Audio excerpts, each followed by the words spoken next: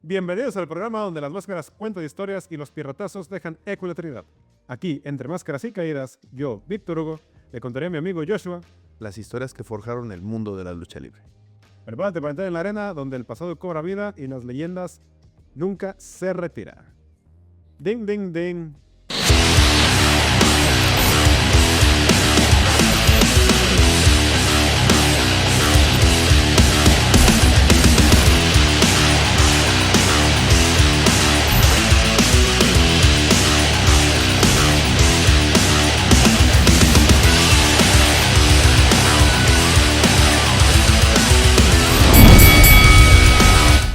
Hoy viajamos a Mérida, Yucatán. Hoy viajamos a Mérida, Yucatán. Oh, de Mérida. Bomba. Chicas bomba. Para hablar de un hombre que nunca necesitó los reflectores más brillantes ni los knockouts demoledores para convertirse en leyenda. Nomás la bomba. No la bomba. Conectaba puras bombas. Puras bombas en el hocicos. Su nombre es Miguel Canto. Y si me permite la comparación, él es como ese personaje de videojuego que no tiene la espada más grande ni los poderes más espectaculares, pero que siempre encuentra la manera de ganar gracias a la estrategia y la precisión. Mientras otros boxeadores mexicanos hicieron del choque frontal su bandera, Canto eligió otro camino, el de la defensa perfecta. El migate no canto, le digo yo. ¡Ay! Pinche migate no Goku. No, ¿cómo migate no canto? Migate no canto, exactamente. No cantó el vato, pinche karaoke lo corrieron. El del movimiento calculado, el de la paciencia infinita, y de que algunos, aunque para algunos su estilo resultaba aburrido, los que le saben de boxeo lo veneran como uno de los más grandes artistas que han pisado un ring. Piénsalo así.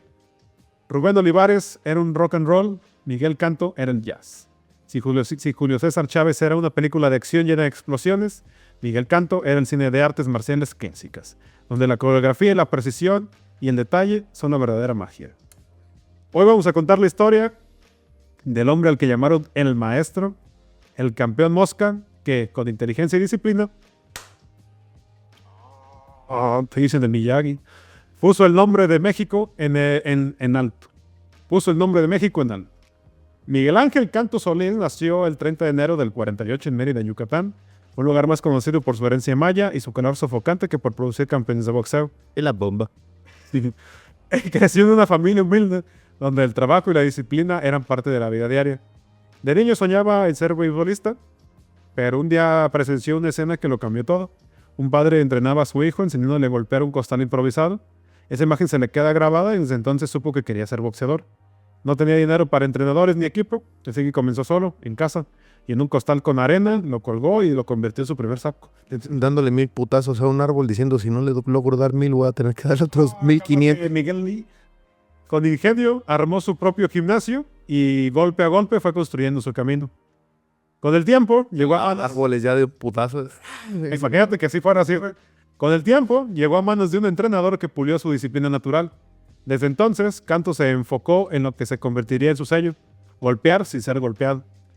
En un país acostumbrado a los noqueadores que avanzan sin miedo al castigo, él eligió la ruta de la defensa, de la técnica, de la paciencia.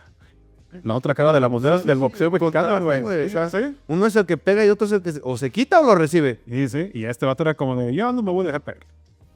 Me voy a adelantar poquito, pero hubo peleas en las que salió limpio padrino. Ni el peinado le desacomodaba. En aquellos años,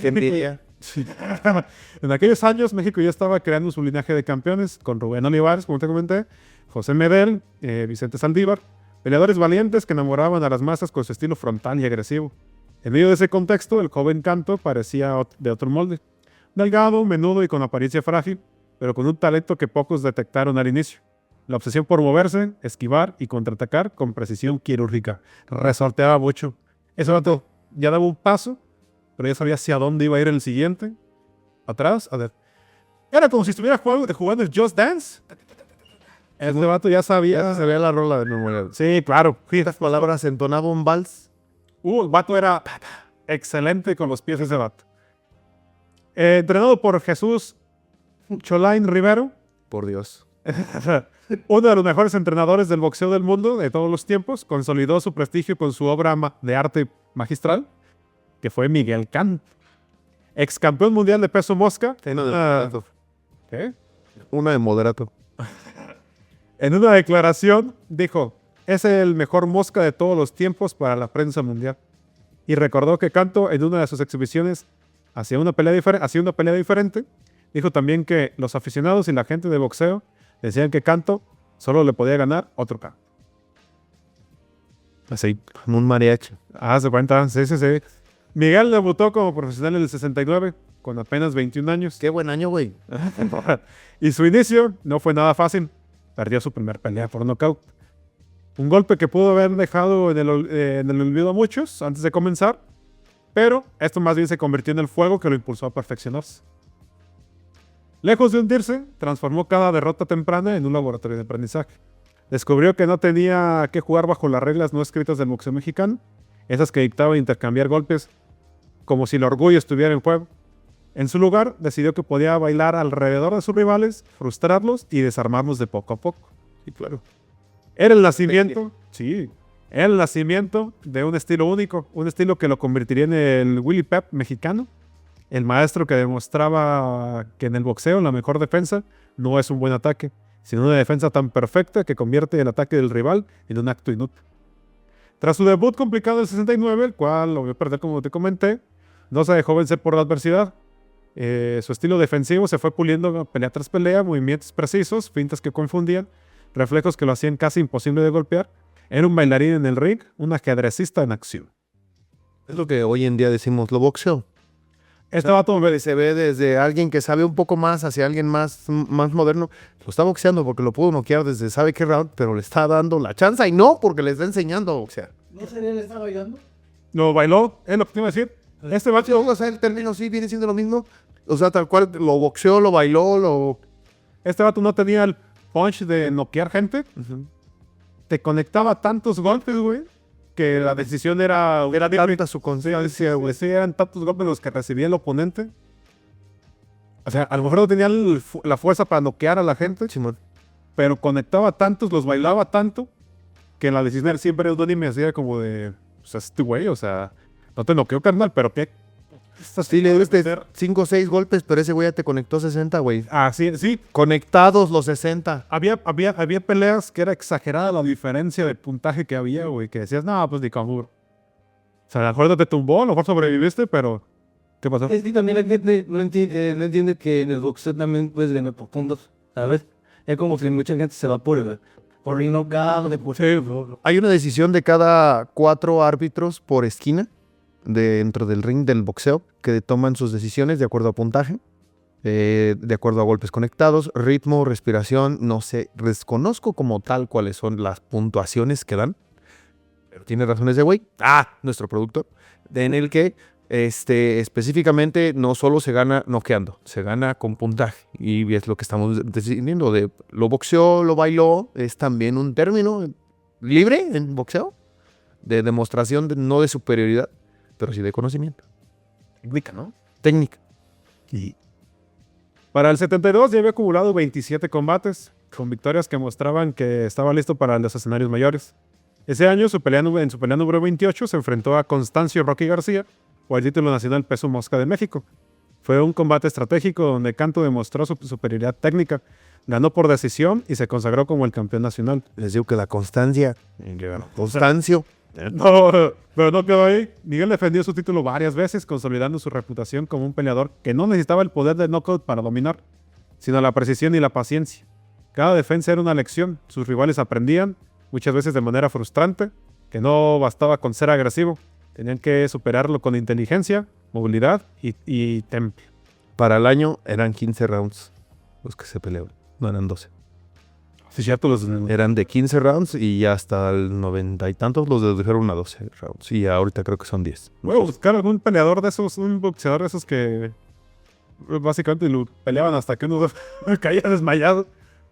De esas épocas voy a buscar uno. Ese título nacional fue más que un cinturón. Fue la puerta que lo llevó al boxeo internacional, donde su estilo tan diferente al de los otros mexicanos empezó a llamar la atención fuera de su país. Mientras Olivares, Medel o Sandívar conquistaban los corazones con combates explosivos, Kanto lo hacía con maestría silenciosa. con la elegancia de quien sabe que cada movimiento cuenta y que la victoria no siempre se logra con la fuerza, sino con estrategia. Era trabajo hormiga, güey. Justamente, aquí empezó a forjarse el mito de El Maestro. Ah, de Master. El Maestro. El Maestro. El Maestro. El mexicano que enseñaba que el boxeo podía ser... Daba clases de inglés acabando la lucha. Así exactamente. Sí, sí, sí. Él llegaba con su zapatito de charol, ¿no? Así como, es que tengo que boxear ahorita y la clase está terminando, carnal. ¿Sabes? De lenguas. De lengua. El mexicano que enseñaba que el boxeo podía ser Y derecho. arte y ciencia a la vez. Y que un peleador pequeño, ágil y metódico podía dominar incluso en divisiones donde la potencia era la norma.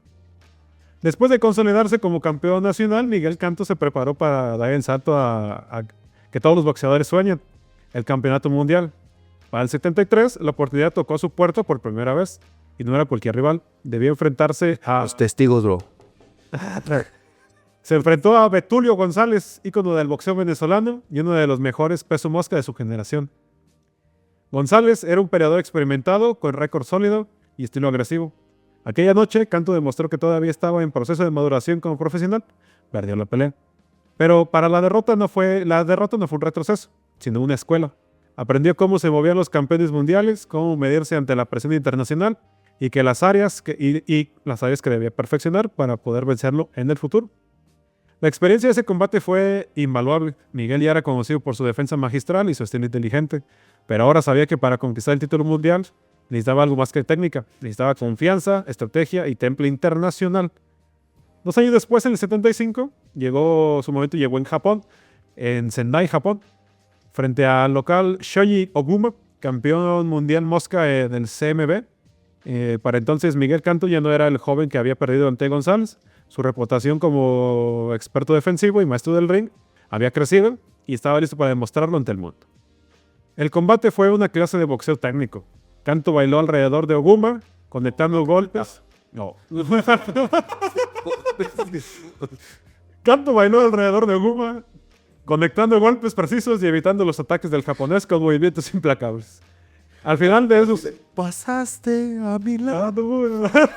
Exacto. Con tal indiferencia. Sí. Así mero. Al final de los 15 asaltos, los jueces no dudaron. Miguel Canto se coronaba como campeón mundial. Con esa victoria, el mexicano rompió esquemas. En un país acostumbrado a los peleadores frontales y agresivos, Miguel mostró que la defensa, la paciencia y la estrategia podían ser igual de efectivas, incluso superiores. No era un campeón que buscara el knockout espectacular, era un maestro que enseñaba a boxear a través de cada movimiento, cada bloqueo y cada contraataque. Cada putazo, güey. Como tu mamá cuando te quería enseñar las tablas, cabrón. Ese vato countereaba mucho, hacía mucho sparring, de que desviaba golpes, güey. Buscaba cualquier posibilidad y cualquier espacio para poder entonar un golpe. Como que sabía dónde eran los puntos y en cuanto lo dejabas ver, ¡pum! Otro puntito, padre. Y otro puntito acá, y otro puntito acá, y otro puntito acá. Y de Lo que te platicaba en el otro episodio, güey. De que está este vato enseñándole cómo cierta técnica puede hacer que llegues al destino sin la necesidad de mandar llamar tu golpe. Sí, sin avisarlo. Sin avisarlo. Entonces este güey ya vio que lo avisaste. ¡Pum, pum, pum! Se lo cambiaba. Ya llegaste y ya se fue, güey. Y ya te puso otros 2, güey. Dijo un vato que sabía resortear muy bien. Era el Billy contra Gara. Rob Billy contra Garas, de cuenta. Sí, güey. O sea, lo resorteó sabroso también ese güey. Ese triunfo fue el inicio de un reinado histórico, uno que lo colocaría entre los más grandes peso mosca del mundo y le permitiría extender su legado durante años. Defendió su título ante rivales en todo el planeta. Tras conquistar el título mundial en el 75 frente a Shoji, Miguel inició un reinado que se volvería legendario. No se trataba solo de un cinturón, era la demostración de que un boxeador podía dominar con inteligencia, reflejos y estrategia, más que con fuerza bruta. Su primer defensa contra Betulio González, el mismo rival que le había arrebatado su primera oportunidad mundial en el 73, ahora Canto se encontraba en un momento distinto. Era campeón y sus movimientos eran precisos como un reloj. La pelea terminó en decisión a su favor. Ya se había echado un vals, carnal, con el vato. Me toca sacarte a bailar un rato. ¿Me la haces una? Sí, me sacó a bailar. Déjame, ahora yo lo saco a bailar. Exactamente. La pelea terminó en decisión a su favor, dejando claro que el mexicano había aprendido de cada caída y cada entrenamiento. Así debió de ser, sí. A partir de ahí, su carrera se llenó de defensas memorables. Kazunori Takada en Japón, una pelea donde Kanto mostró su capacidad de controlar el ring y ganó por knockout, demostrando que, aunque no buscaba el knockout, podía imponerlo cuando era necesario. Cuidado, te pasaste, ¡pum! Sí, güey, o sea, si tengo la oportunidad y te estás prestando, estás poniendo el pechito, Sí, no lo voy a desaprovechar. creo que ese vato es el que tú dijiste, mira cómo le, cómo le pegó. Fue, sí. O sea, lo endereza en un uppercut, el vato se ve que iba a hacer un movimiento, le leyó el movimiento y ¡pum! Se quedó así como, ¡ay! ¡Ay, ca! ¡Ay! Ya, Déjale, sigo, déjale, sigo. Sí, no sé. ¡Ey! Muévete, muévete, muévete. Ojalá que lo ponga porque... Sí. Como que la desconectó el control. Sí, se le acabaron, se le salió la pila al control, güey, y luego la puso, güey. Martín Vargas, en Chile, uno de los peleadores más importantes de la historia chilena, Miguel lo derrotó 2 veces, una en México y la otra en Chile, consolidando su reputación internacional. Ignacio Espinal, Shoyo Guma en revancha y otros contendientes de talla mundial. En cada combate, Kanto combinaba defensa y contraataque con una eficiencia que confundía incluso a los mejores. Entre el 75 y el 79, Miguel Kanto defendió su título 14 veces consecutivas, un récord que permanecería casi 30 años hasta que fue superado en el 2007.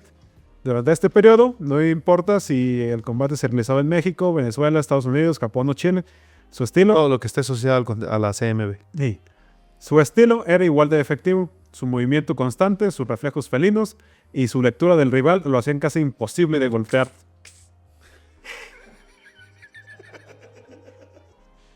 Era un maestro en el ring. Mientras otros peleadores eran conocidos por su agresividad y knockouts espectaculares, Kanto enseñaba que la defensa... Kanto enseñaba que la defensa perfecta podía ser igual de dominante. Cada victoria... Cada victoria era una lección, un ejemplo de cómo la técnica, la estrategia y la paciencia podían superar incluso la fuerza más brutal. Su apodo, El Maestro, no era casualidad. Cada combate, ni siquiera así es como tal, pero Llegaba y... te da una lección. Cada combate mostraba que Miguel Kanto no solo ganaba peleas, sino que enseñaba el arte del boxeo con cada movimiento, cada bloque y cada golpe medido. En un mundo, el mundo lo empezaba a reconocer como uno de los más grandes pesos mosca de todos los tiempos, un referente de técnica y disciplina en el boxeo mundial. Después de años de reinado, ningún campeón es invencible, y para el 79 llegó el momento en el que Miguel Kanto se enfrentaría con su mayor desafío desde que se convirtió en leyenda, el coreano Chang-hee Park. Se convirtió... Pariente Jin. Pariente. Se convirtió en su verdugo. Y el luchador LA. Era su primo lejano, bro. Parientes, güey. Se convirtió en su verdugo arrebatándole. Yo creo que ese vato le bailaba la de Thriller, ¿no? Y por eso no le pegaba, güey. Para acá, para allá. Y ya no le pegaba. Arrebatándole el cinturón que había defendido con maestría durante 14 peleas consecutivas. La derrota fue por decisión, y aunque Kanto se mantuvo competitivo durante todo el combate, fue evidente que su reinado estaba llegando a su fin. Sin embargo... Mames, o sea que sí abrió los ojos ese güey para pegarle, güey. Yo creo que sí, güey. Sin embargo, lejos de rendirse, buscó la revancha inmediata, demostrando que el carácter que siempre lo definió. En la segunda pelea, nuevamente pierde por decisión, cerrando así un ciclo que había sido histórico para el boxeo mexicano y mundial. Tras estas peleas, Miguel comenzó a reflexionar sobre su futuro. Para el 82, ya con 13 años de carrera profesional, había disputado un total de 74 combates. Tras estas peleas, Miguel comenzó a reflexionar sobre su futuro. Para el 82, ya con 13 años de carrera profesional, había disputado un total de 74 combates, logrando 60 victorias, de las cuales 15 fueron por nocaut. Esto significa que aunque no era un noqueador clásico, sus victorias eran el resultado de técnica, estrategia y paciencia. De estar chingando, güey. De estarle dando y dando y dando, Sí. güey. Su promedio de knockouts era del 25%, un reflejo de su estilo defensivo que privilegiaba la precisión sobre la fuerza bruta. Su última pelea profesional fue contra Rodolfo Ortega, donde perdió por knockout. Rodo. El Rodo. Rodo. A pesar de su derrota, la carrera de Kanto ya había quedado escrita en los libros de historia. Fue un maestro del boxeo que enseñó que la técnica podía dominar la fuerza, que la paciencia podía superar la agresividad y que la inteligencia podía marcar la diferencia en el ring. Después de retirarse, Miguel llevó una vida tranquila, alejado de los reflectores, pero siempre recordado por quienes valoran el boxeo como arte. Participó en algunas exhibiciones hasta que su médico le aconsejó cuidar de su salud y dejar los combates de contacto. Hoy vive en México con un legado que sigue siendo ejemplo de disciplina, La estrategia. clase, la Casa de la Cultura. De ahí de Mérida, ¿no? Ejemplo de disciplina, estrategia y respeto por el deporte, y cuya historia es recordada por aficionados que saben ver más allá del knockout y del espectáculo ruidoso. La verdadera grandeza de Miguel Canto reside en su maestría. Encanto de... La verdadera grandeza de Miguel reside en su maestría en el arte del boxeo defensivo. Miguel no fue solo un campeón, fue un pionero del boxeo técnico mexicano. En un país acostumbrado a glorificar el poder, los knockouts y la agresividad, él demostró que la paciencia, la estrategia y la defensa perfecta podían llevar a un boxeador a la inmortalidad. Su récord de 14 defensas consecutivas del título mundial Mosca, en solo 4 años, permaneció como referencia histórica hasta el 2007, como te comenté. Para quienes entendemos el boxeo, entendemos, pero la verdad es que yo no entiendo mucho el boxeo. Esa cifra no solo representa victorias, representa dominio absoluto, constancia y un control implacable en el ring, en distintos países y frente a rivales de estilos variados. Entre especialistas y cronistas del pugilismo, Canto es recordado como el Willy Pep mexicano, un hombre que convirtió cada pelea en una clase magistral, que enseñó a no subestimar nunca al adversario y que mostró que un boxeador pequeño y delgado podía imponerse ante la élite mundial gracias a la técnica. Aunque hoy su nombre no aparece en la primera línea de los medios masivos, quienes conocen el boxeo mexicano saben que Canto es uno de los pesos mosca más importantes de la historia. Un ejemplo de inteligencia, disciplina y respeto por el deporte. Su influencia se siente en generaciones posteriores de peleadores que priorizan la defensa y la estrategia sobre la fuerza bruta. Más allá de los números, las estadísticas y los cinturones, el legado de Miguel es enseñar que la grandeza no siempre se mide por la espectacularidad, sino por la precisión y la maestría. Ay, Miguel, eras de bueno. Y que un verdadero campeón puede imponerse incluso sin hacer ruido, solo con su arte. O lo que cantaba, pues. Pues Canto nos recuerda que la grandeza en el boxeo no siempre se mide por los knockouts espectaculares ni por la fuerza descomunal, sino por la inteligencia. Ya lo repetí.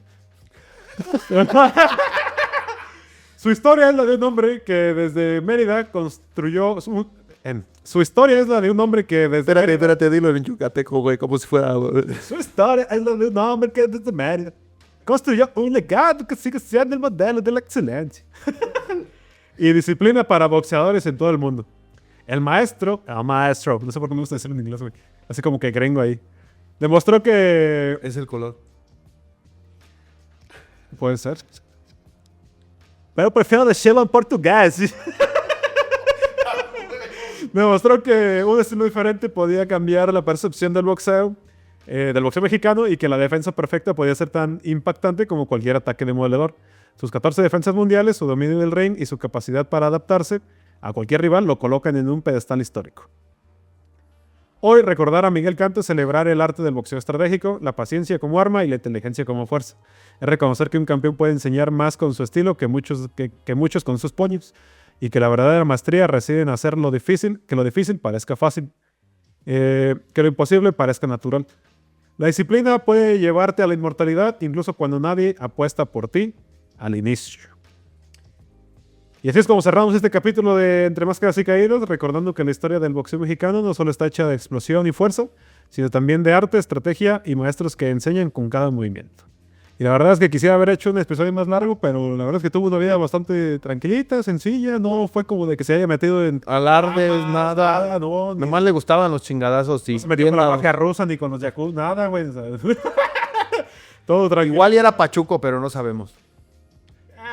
Pero pues, por la época a lo mejor, pero pues no se metió en ningún tipo de problema. Era un chico bueno, vamos a decirlo así, no... Dijo, lo mío es el boxeo y... Ya está ahí. No, juguemos más a Bravo. No le encontré en sí ni escándalos como una actriz por ahí. No. Y él en su papel y... Interesante. Ya quedó. Así, de verdad, sí hubiera querido ver... Muy reservado. Sí.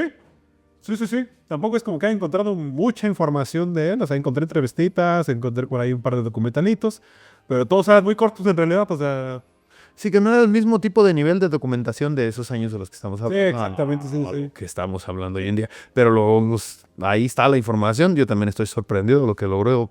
Es como con la locomotora, que muchas de sus peleas no están registradas, pero pues, de que pasaron, ¿sabes? Sí, de que pegaron. Y pues bueno, a este vato a nivel mundial se le conoce tal cual como el maestro, porque si tú quieres una lección de cómo es boxear al oponente, Ese es el... es este cabrón, así. Y pues un respeto, señor Miguel, sigue vivo, desde allá en Mérida, yo creo. ¡Chance una bomba! Échense una bomba. Le mandamos un saludo desde aquí, esperemos algún día vea esto. Nosotros no le mandamos la bomba. Pero ojalá que se la pase bomba. Y pues como siempre les recordamos nuestras redes sociales por aquí. Síganos en todas nuestras plataformas. Recuerden que usamos YouTube, Rumble y Spotify como plataformas. En nuestras redes sociales están TikTok, Instagram y Facebook nada más. Y pues bueno, muchísimas gracias por habernos acompañado en este episodio. Yo soy Víctor Hugo, el amigo Joshua. Nos vemos en la próxima. Yeah.